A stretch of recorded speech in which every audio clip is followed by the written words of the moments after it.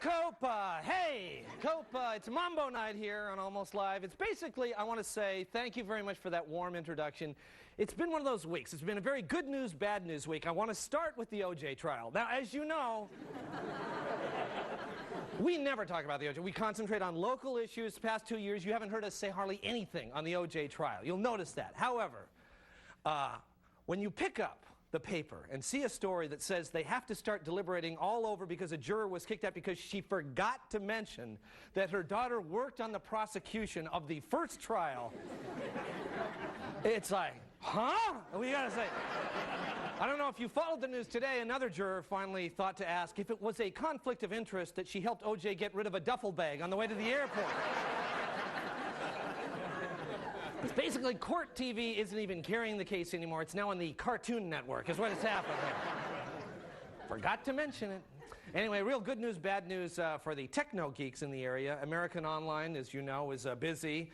A lot of very tense people out there. Haven't had cyber sex in days. Wow. Very tense. Haven't been in the chat rooms typing, "Oh, baby." Wow, yeah. Oh, yeah. Boy, I'd really miss that, you know. Thank God they brought Star Wars back. You know, all the frustrated geeks ran down to the theater, stood in line for hours playing with their lightsabers. You know, yeah. Of course, this is not the original Star Wars. They couldn't leave well enough alone. They had to mess with it, and they added new scenes and stuff. I hate that, you know. They're not the only ones. Next week is the big re-release of My Dinner with Andre. You know, and they've added a second dessert scene. You know, just technically added that. Although I have to say, they're working on it. They're trying to polish it up, because Star Wars does seem a little bit dated. You know, that bar scene with all the wild characters, it doesn't seem really so outrageous anymore. It basically looks like the Club Vogue any Friday night, you know. Go to Broadway, it basically, yeah, there you go. There you go, you know. The thing, though, that really irritates me about this new Star Wars is that they've placed products in it, you know. Everything has to have a sponsor these days. I mean, look, we've got some of these things. Look at this. This really irritates me. Look at this. Still for this. When they hear you've attacked a diplomatic... Don't act so surprised. Yeah. You know, it kind of figures that that's who Nike would sponsor, right? I'm sure the Air Vaders will be out soon. And this next endorsement is also no surprise. Take a look at it. What's that flashing? Losing his reflector shield. Don't trap yourselves in. I'm going to make the jump to light speed.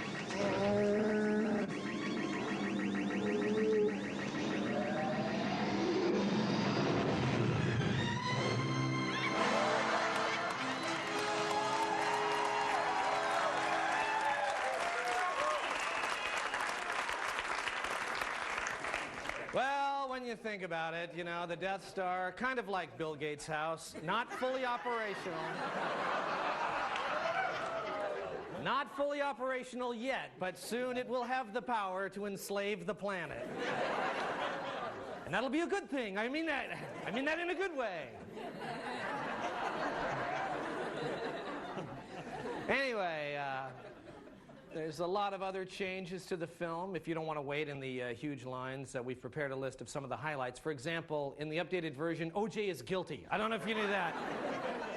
Luke Skywalker realizes that not only is his father Darth Vader, he's also the guy who says, "This is CNN."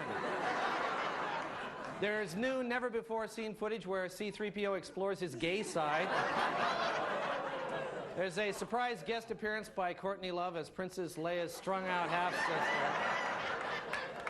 The wild bar scene is replaced by a subdued 12-step meeting. In a surprising change, Luke discovers Princess Leia is his sister after they have sex with her. Yeah. Finally, the scene where Harrison Ford predicts that he's going to be about a zillion times more successful than Mark Hamill no longer seems so shocking.